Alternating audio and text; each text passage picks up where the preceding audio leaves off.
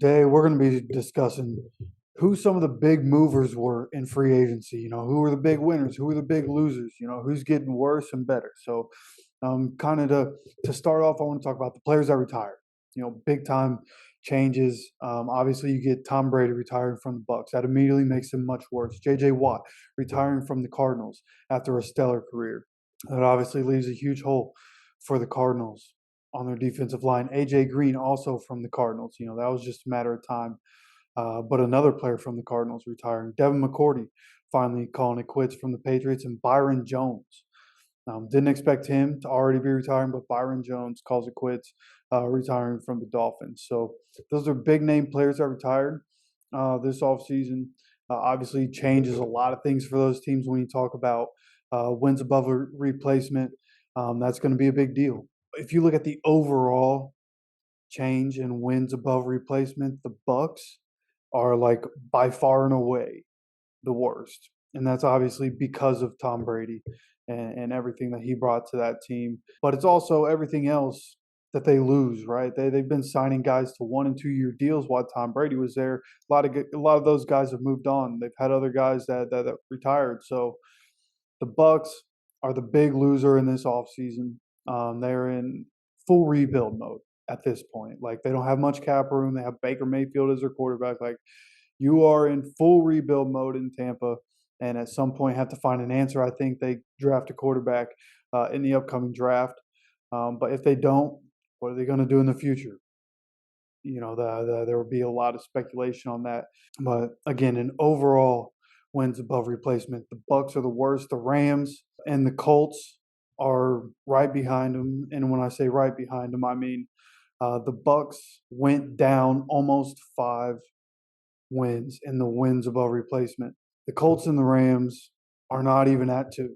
All right, and obviously the things that affect the Colts and the Rams is largely because the Rams traded Jalen Ramsey, the Colts traded Stephon Gilmore, two really good players and two guys that are difference makers for those football teams. And now they're not there, so they dropped down. Obviously, there are other reasons that factor into that, but those are two big reasons that they moved down. The 49ers also moved down a little bit. They lost a lot of talent this offseason. That happens when you're just good year after year. Like you can't re-sign everybody.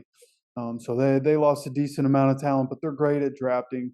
They did good in free agency. So we'll see just how much they really lost this upcoming season. When you want to talk about the teams that did the best this offseason, the Panthers have gained the most wins above replacement. And they were just about right at 2 wins above replacement. There are actually only 9 teams at this point that have a positive wins above replacement this offseason. The other one right behind them is the Commanders. And a lot of that is because of Jacoby Brissett. You wouldn't expect that, but a lot of that is because of Jacoby Brissett. He played 11 games for the Browns last year and did well. And his wins above replacement last year factors in to the calculations that PFF is doing this year. And so the Commanders have gone up quite a bit. Obviously, Jacoby Brissett, again, big part of that, but they also made some other good moves this offseason. The Bears made a lot of big moves. They may have overpaid for some guys, but they made a lot of signings. They still have the most cap. They started the offseason with the most cap room in the NFL. They still have the most cap room in the NFL, and they've been using it. They paid a lot of guys. They're getting better. You would expect in the draft, they have the number nine overall pick, and a few others. So there, you would expect that to continue to go up for the Bears. And they have more cap room. There are plenty of free agents out there that would make them better. Jerick McKinnon sounds like a good guy to bring in as a change of pace back there with Khalil Herbert. So I expect the Bears to keep taking a step forward, and then the Texans are the next one behind them, just under 1 win above replacement on the positive side. And obviously, I think D'Amico Ryan's probably factors into that. The people that they've signed have factored into that. They've signed some pretty good players. Didn't really have anybody leave that was like of note. So I think what the Texans are doing is moving in a positive direction. PFF and their wins above replacement model seems to agree with that. Right, and if you want to break this down into just the offensive and defensive side. Who's affected most from the offensive defensive signings that they've had through this offseason and the trades and everything. You look at the Browns. The Browns are by far the worst team for wins above replacement on the offensive side. Again, mostly because of Jacoby Brissett. He had a good WAR last year, and because his wins above replacement was good last year, that factors in to how much they lose this year. They've lost the most. The Saints also are up there. They are about halfway from what the Browns have lost. The 49ers are right behind the Saints.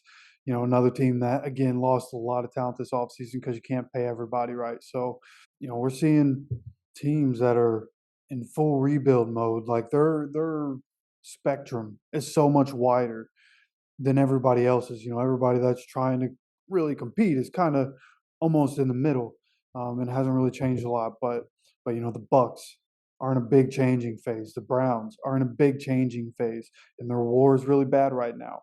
And you would expect that to affect them.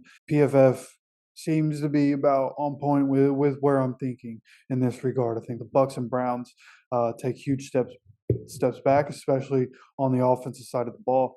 But if you look at the positive side of war from the offensive side of the ball, obviously the Commanders, again, because of Jacoby Brissett, they are up there pretty much even with the Panthers. The Panthers have the most wins above replacement gained on the offensive side in the NFL. They spent a stupid amount of money.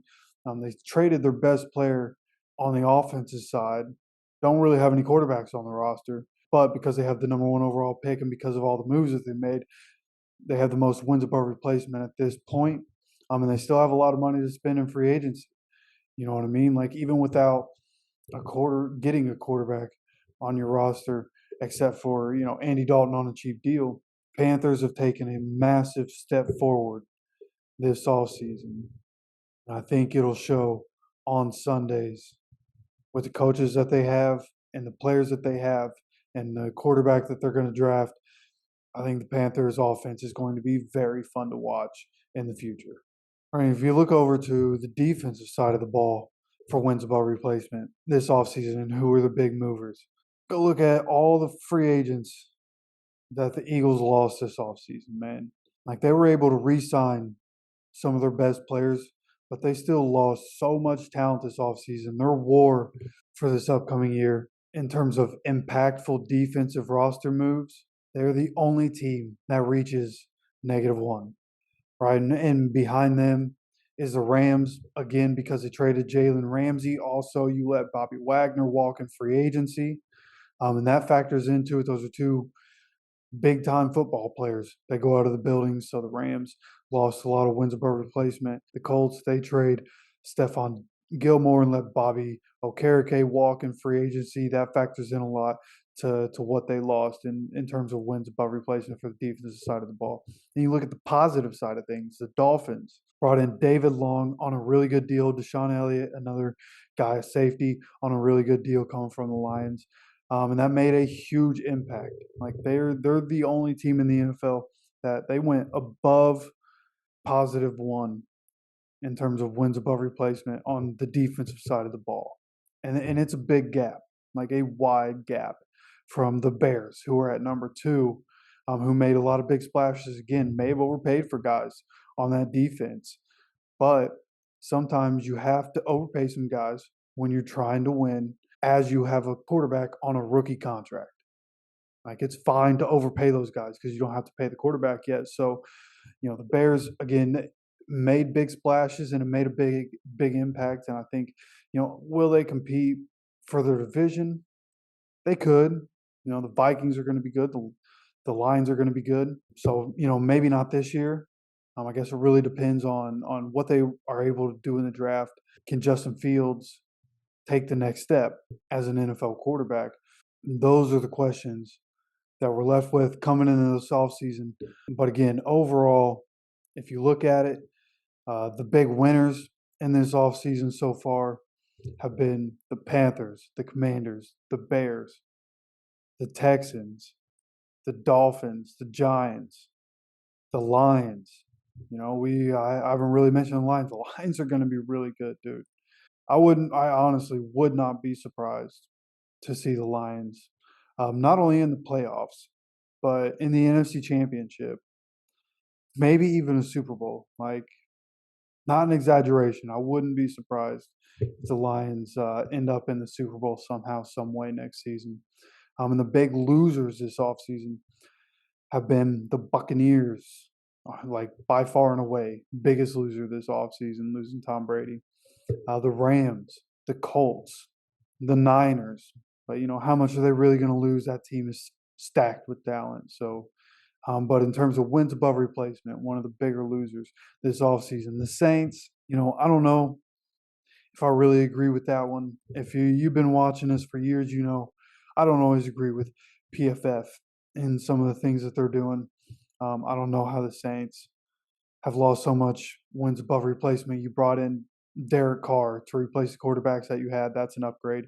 You bring in Jamal Williams with Alvin Kamara. I don't understand how they got so much worse.